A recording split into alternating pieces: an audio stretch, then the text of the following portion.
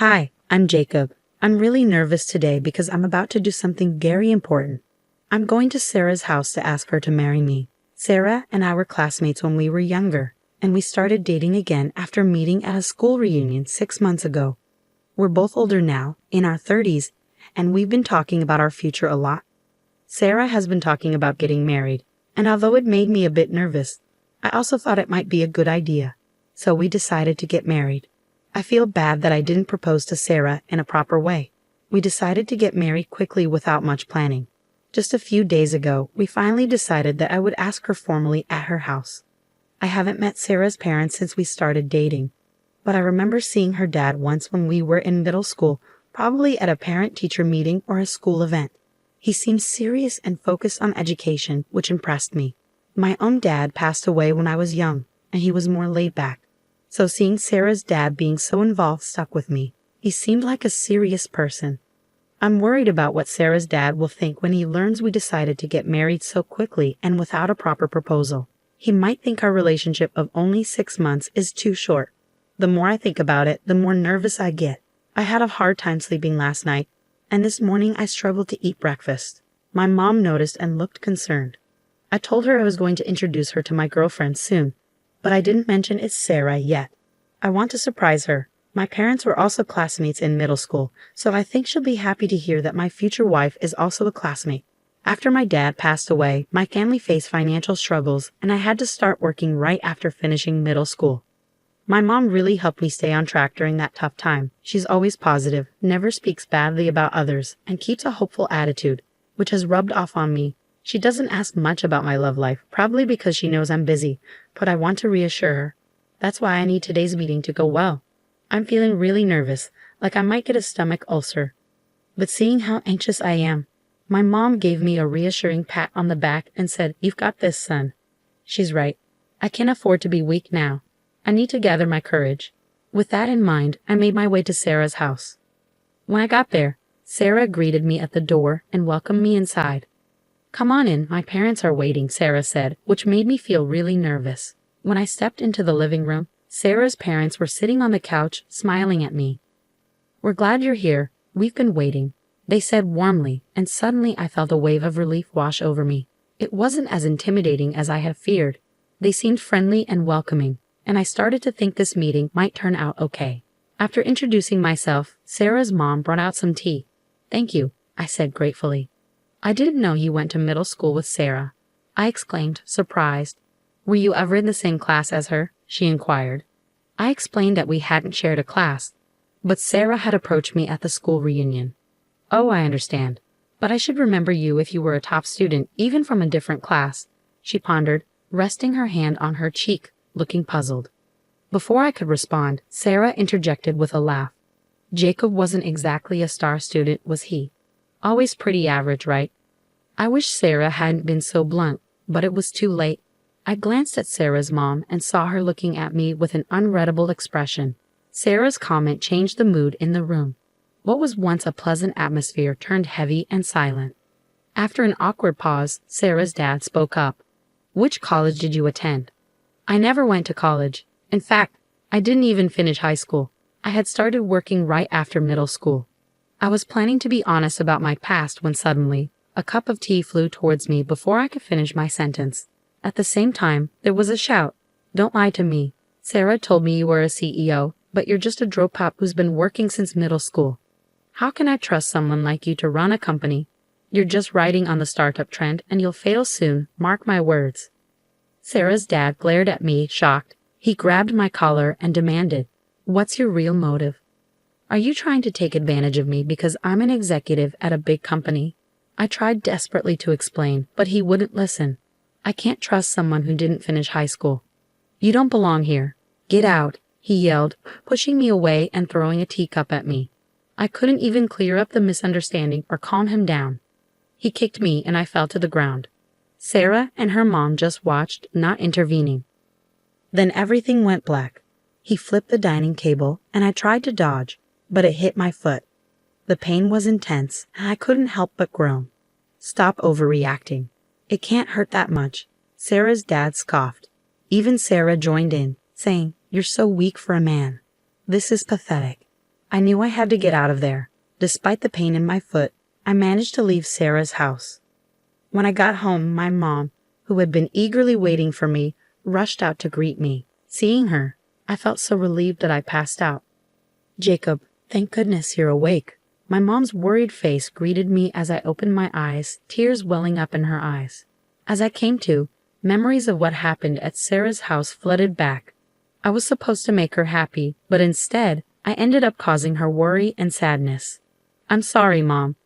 I don't think I can introduce you to my girlfriend after all," I confessed. "Don't worry about it, Jacob. I'm just glad you're awake," my mom reassured me. "I was really surprised when you collapsed in front of me. You slept for a full day due to the shock. According to the doctor, it seems like you broke a bone in your toe. You'll be discharged from a hospital soon, but it'll take about a month to heal. They also found bruises all over your body." Prompted by my mom's encouragement, I began to recount what had happened that day. As soon as I mentioned Sarah's last name, I noticed a change in my mom's expression. "Johnson, you don't mean..." Her face turned pale. It dawned on me that when I was in junior high, Sarah's dad had criticized my mom, saying that having a single parent's child around was a bad influence on his daughter.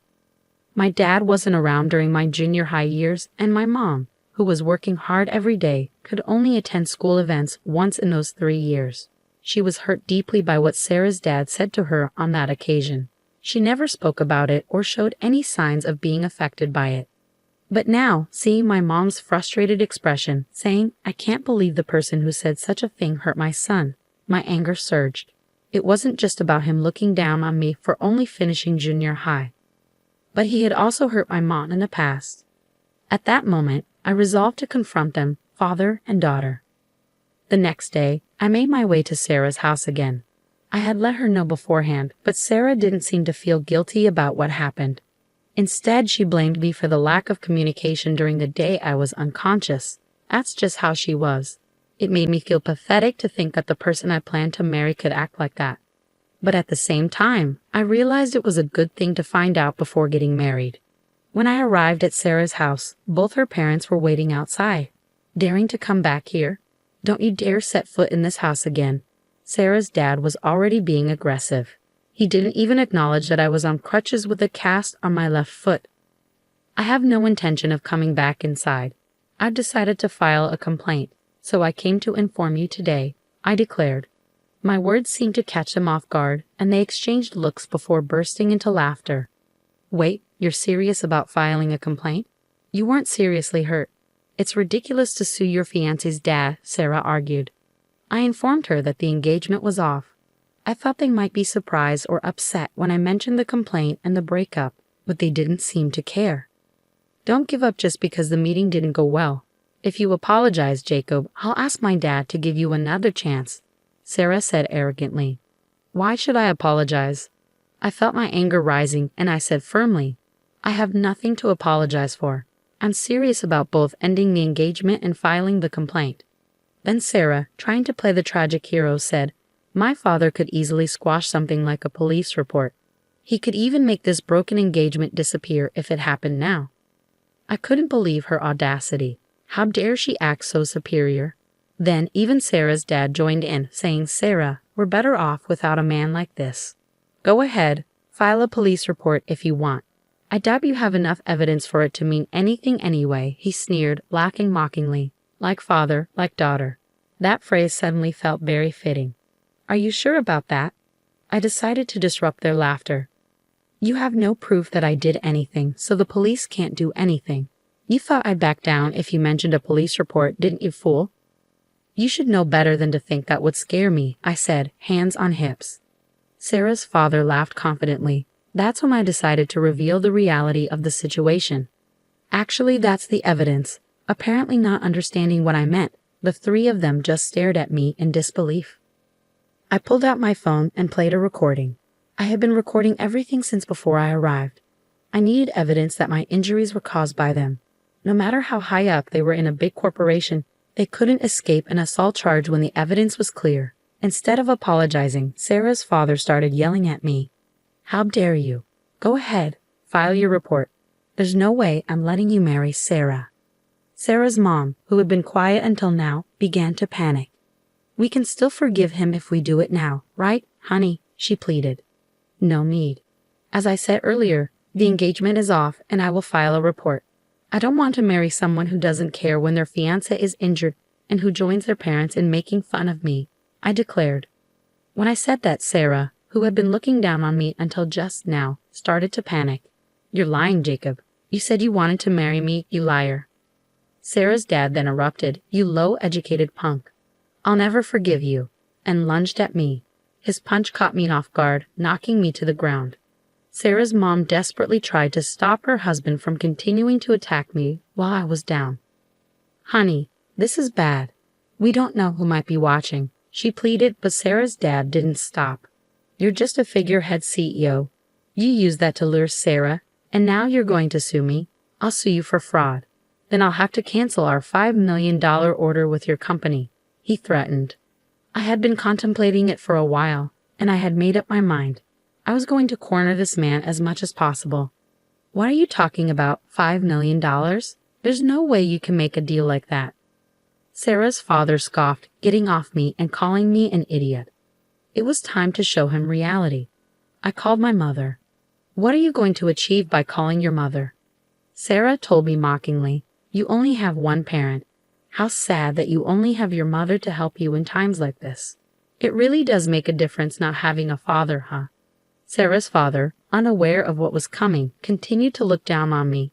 It was almost comical. About 10 minutes later, the moment I had been waiting for arrived. Sarah's father's phone started ringing. He said it was from his company and answered the call. At first he spoke confidently, but his speech gradually became sluggish, and his face turned pale. As soon as he ended the call, he glared at me.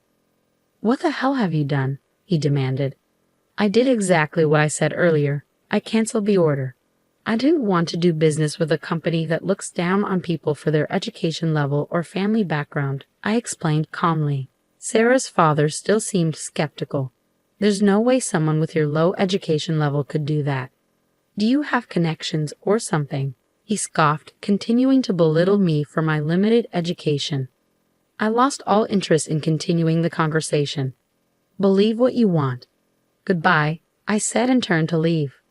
Wait a minute. Sarah's father tried to chase after me, shouting, but he was stopped by Sarah and her mother, demanding, What's this about $5 million? What was that phone call about? He was stuck. It was true that I only finished middle school, and it could be said that I just caught the startup wave. But with the money I saved with my mother, I started a successful business that traded with major companies. Now I had my mother, who was the vice president of my company, contact Sarah's father's company. I didn't want to mix personal matters with work, but I had reached my limit. When I got home and saw my mother's usual cheerful face, I felt guilty for bringing my personal matters into it. I felt like my time as a CEO was over, and I regretted making my mother take on such an unpleasant role. Sorry, Mom, for making you make that unpleasant call. I apologized. But instead of being upset, my mother was smiling. When I asked her why, she said, I came up with a good idea and decided on my own, without consulting you, the CEO. It turns out, when my mother called the president of the other company, she told them what Sarah's father had done to me. She suggested that if Sarah's father was fired, the cancellation of the order could be revoked. By the time I got home, the president of the other company had called to say that Sarah's father had indeed been fired. True to her word, my mother continued the order. I didn't mind making the call, and we didn't have to search for another supplier. We simply removed a toxic individual who only cared about status and insulted others. With that, my mother encouraged me as if there was nothing to worry about. Afterwards, I received numerous calls and emails from Sarah, pressuring me to marry her, so I blocked her number. According to a story I heard from a middle school classmate, after this incident, Sarah found out I was the CEO and approached me at the reunion. She likely wanted to be the CEO's wife and began dating me, discussing marriage. Sarah's father was arrested because I filed a complaint. Sarah's mother, who had been boasting about her husband's job at a major company, couldn't bear the neighborhood's judgment upon learning he was arrested. She seemed to have disappeared somewhere, leaving Sarah behind. It was a fitting end for a mother and daughter who were solely concerned about their image. I maintained our contract with the company where Sarah's father had worked, and we now have a good relationship. There are discussions about new projects, and it seems like my days will remain busy but fulfilling for a while.